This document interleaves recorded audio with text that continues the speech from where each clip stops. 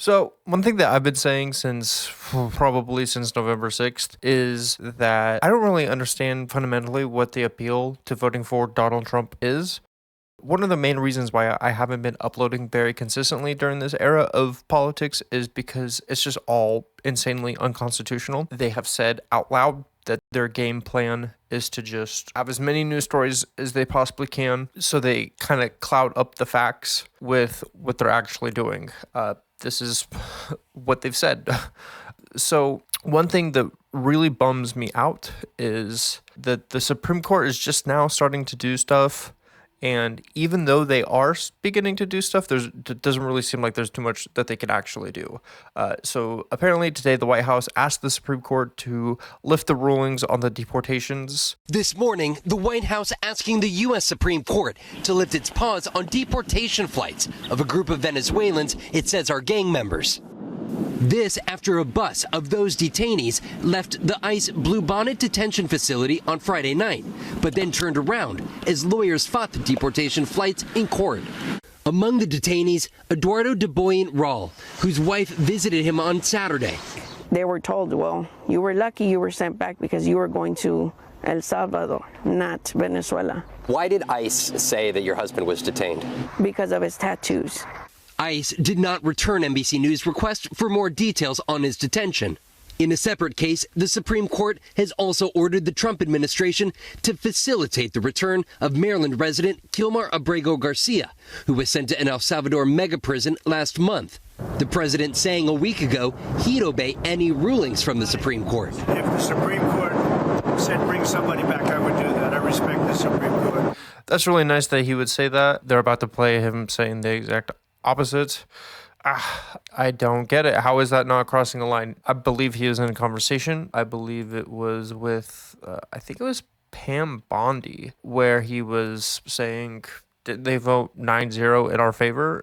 And then they just moved on to something else. I think it was trans people in sports is what they moved on to after that. But this week, with the president of El Salvador sitting by his side, Mr. Trump and his cabinet made no such request. That's up to El Salvador if they want to return him. Abrego Garcia visited this week by Maryland's Democratic Senator Chris Van Hollen.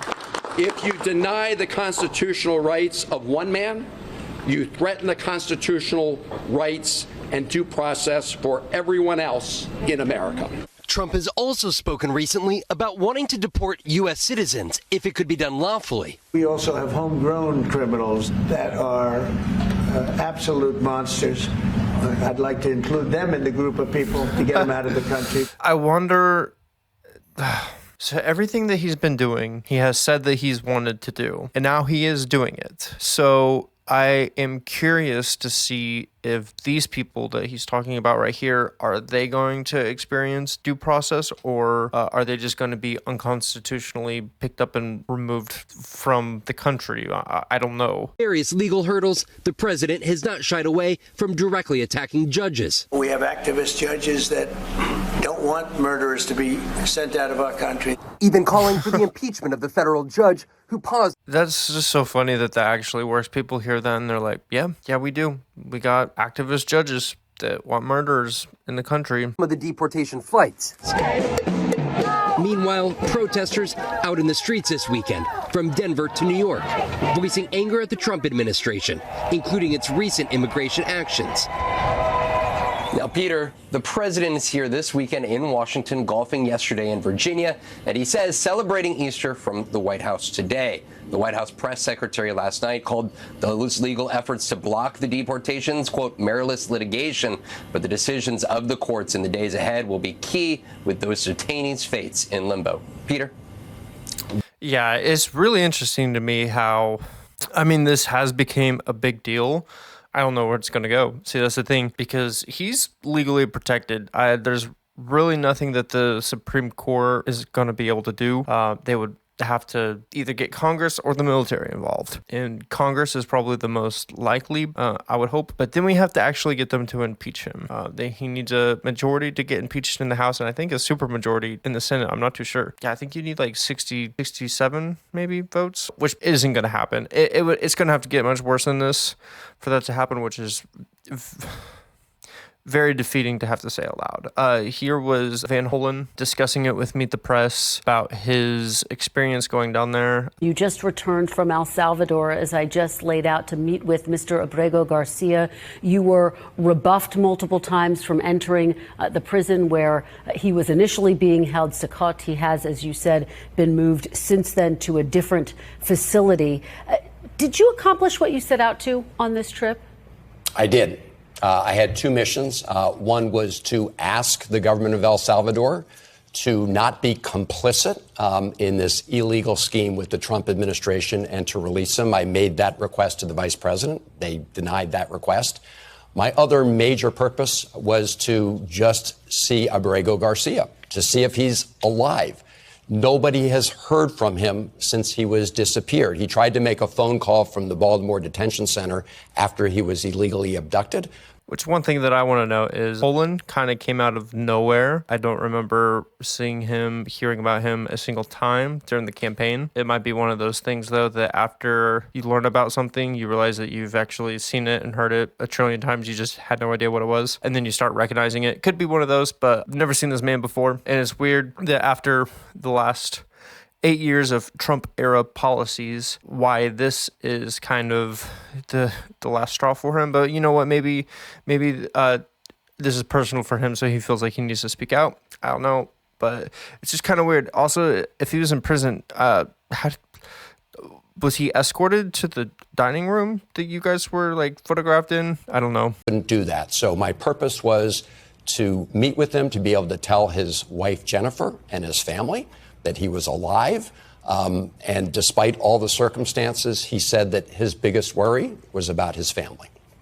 Well, it was an emotional news conference with his wife standing there with you. You know, while you were in El Salvador, the White House was counter-programming, effectively releasing information about Mr. Abrego Garcia's background, including a police report suggesting he's a member of MS-13, details about a restraining order from his wife, who ultimately dropped the matter, and a police report in which an officer said he suspected Mr. Abrego Garcia may have been involved in human trafficking. Now, he's never been charged with a crime, but is his past complicating the broader argument that you are trying to make here about due process? Well, what Donald Trump is trying to do is change the subject. Let's make no bones about that, right? This subject is that the Trump administration is ignoring a Supreme Court order 9-0 to facilitate his return because they admitted in court, the Trump administration, that he'd been wrongfully detained. Now, what I have said is Donald Trump and his administration need to put up or shut up in court. Instead of litigating this through social media, here's what the judge in the court case said, and I want to read it to be precise. That's a very good point, and I 100% agree with him. Honestly, coming off as kind of a agreeable character here because, yeah, it's why you shit posting on Twitter whenever you should be proving this in court. It is very unprofessional, very unpresidential as well. On April 16th, she said that the Trump administration had presented no evidence linking Abrego Garcia to MS-13 or to any terrorist activity, end quote. So if you have evidence, take it to the court. That's where we litigate these things. And otherwise, just shut up on social media. Thanks for watching. Stay updated about breaking news. Yeah, he does. If there's actual evidence, present it in court, and the court will lift their ruling for you if that's what needs to happen. Sitting there showing a picture of... hold on, actually, let's try to find that real quick. Yeah, this one right here. This is... This is all of the proof that he has. Let's try to get a better picture real quick. Look at this one right here. Yeah, this is it. Looks like a pot leaf, marijuana maybe.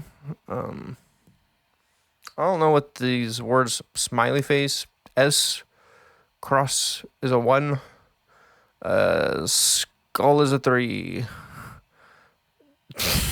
This is the only evidence that they have brought forth that I'm aware of, other than just that he's a illegal alien, MS-13, whatever. there's been big pushback against Donald Trump. Not only all of this, but also everything that he has done since he took office. The hands-off protests have been popping today as well. I think it was 2 weeks ago whenever they had the huge ones, but it looks like they're also continuing to East Tennessee. Let's watch this. The nationwide hands-off movement continued today, including here in East Tennessee. People gathered outside of the Blount County Courthouse to protest against the Trump administration. 6 on Your Side reporter Kayla Precht learned why they plan to keep making their voices heard.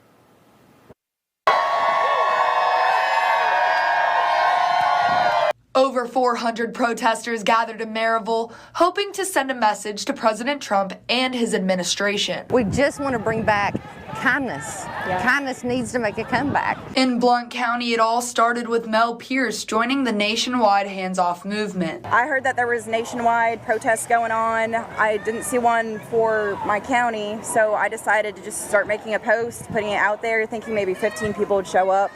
And that day we ended up having about 300. So that was pretty great, but that kind of kick-started a movement with the people in the area. The Indivisible Tennessee organization has now started a Blount County chapter. There are so many people out in the world, and there are a million different schools of thought, a million different ways of thinking, a million different ideas. And when you go out and speak out for what you think is important, it gravitates you toward people who make you feel understood. It could be for anything. It doesn't matter if it's politics or it's whatever it is. You know, it just builds community, and that's important. Yeah. Protesters say they plan to keep fighting for democracy until they see change. President Trump hasn't commented on Saturday's protests, but when asked about hands-off protests earlier this month, the White House said, quote, President Trump's position is clear. He will always protect Social Security, Medicare, and Medicaid. It affects change.